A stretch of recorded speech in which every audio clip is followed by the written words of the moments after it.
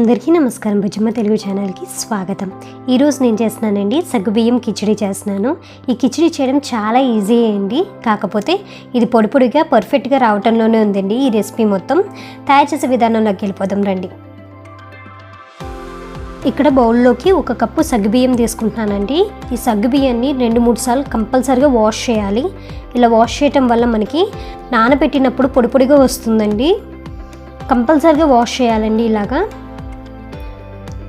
ఇలా వాష్ చేసుకున్న తర్వాత వాటర్ అంతా తీసేసి దీంట్లోకి 1/2 కప్పు కన్నా కొంచెం తక్కువ వాటర్ యాడ్ చేయాలి. ఇలా యాడ్ చేసుకుని మూత పెట్టుకుని ఓవర్ నైట్ వదిలేయండి. లేకపోతే మీకు టైం లేకపోతే ఒక 4 to 5 hours అయినా నానబెట్టుకోవాలి. మనం నానబెట్టేటప్పుడు వాటర్ కొంచెం ఎక్కువైనా మనకి సగ్గుబియ్యం అనేది పొడి పొడిగా రాదండి. అది మాత్రం మర్చిపోకండి. ఇక్కడ చూపిస్తున్నాను చూడండి, నానబెట్టిన తర్వాత పొడి పొడిగా వచ్చింది. ఇలా ఉండాలండి మనకి, అప్పుడే కిచిడి బాగుంటుంది. ఇప్పుడు ప్యాన్లోకి 2 to 3 స్పూన్స్ గీ యాడ్ చేసుకోవాలి. నెయ్యి వేడెక్కిన తర్వాత దీంట్లోకి 1 టీ స్పూన్ జీలకర్ర, అలాగే చిన్నగా కట్ చేసుకున్న 2 పచ్చిమిర్చి యాడ్ చేస్తున్నానండి.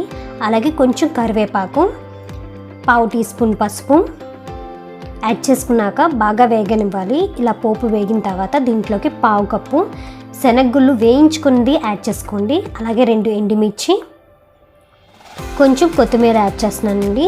యాడ్ చేసుకున్నాక ఒక 2 minutes ఫ్రై చేసుకోవాలి. ఇలా ఫ్రై అయిన తర్వాత ఉడకపెట్టుకున్న బంగాళదుంపలు 2 అండి, 2 మీడియం సైజ్ బంగాళదుంపలు ఉడకపెట్టుకున్నవి మీడియం సైజుగా కట్ చేసుకుని యాడ్ చేసుకున్నాను.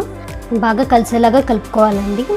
ఇది మీరు బ్రేక్ఫాస్ట్ కింద తీసుకోవచ్చు లైట్గా తినాలనుకున్నప్పుడు, లేకపోతే ఈవినింగ్ స్నాక్ కింద కూడా తీసుకోవచ్చండి. దీంట్లోకి 1 టీ స్పూన్ కారము, రుచికి తగినంత ఉప్పు యాడ్ చేసుకుని మనం నానబెట్టుకున్న సగ్గుబియ్యం యాడ్ చేసుకుని ఒకసారి కలుపుకొని మూత పెట్టుకుని లో ఫ్లేమ్ మీద 2 to 3 minutes కుక్ చేసుకోవాలండి. మనకి సగ్గుబియ్యం కుక్ అయిందా లేదనేది ఎలా తెలుస్తుందంటే రంగు చేంజ్ అవ్వాలి, అంటే ట్రాన్స్పరెంట్ రంగులోకి వస్తే కనుక పర్ఫెక్ట్గా కుక్ అయినట్టు కిచిడి అనేది. ఇప్పుడు ఓపెన్ చేసి చూద్దామండి. చూసారండి, పర్ఫెక్ట్గా కుక్ అయింది. ఇప్పుడు స్టవ్ ఆఫ్ చేసేసి హాఫ్ లెమన్ జ్యూస్ యాడ్ చేసుకుంటున్నానండి. ఈ లెమన్ జ్యూస్ కిచిడికి మంచి టేస్ట్ని ఇస్తుంది. ఇలాగ లెమన్ జ్యూస్ యాడ్ చేశాక బాగా కలిసేలా కలుపుకొని కొంచెం కొత్తిమీర యాడ్ చేసుకుని వేడివేడిగా సర్వ్ చేసుకోండి. చాలా బాగుంటుందండి వేడి మీద ఈ కిచిడి. తప్పకుండా ట్రై చేయండి. ఈ రెసిపీని ఎలా వచ్చిందో కామెంట్ సెక్షన్లో మాత్రం చెప్పడం మాత్రం మర్చిపోమాకండి. Thanks for watching. బాయ్.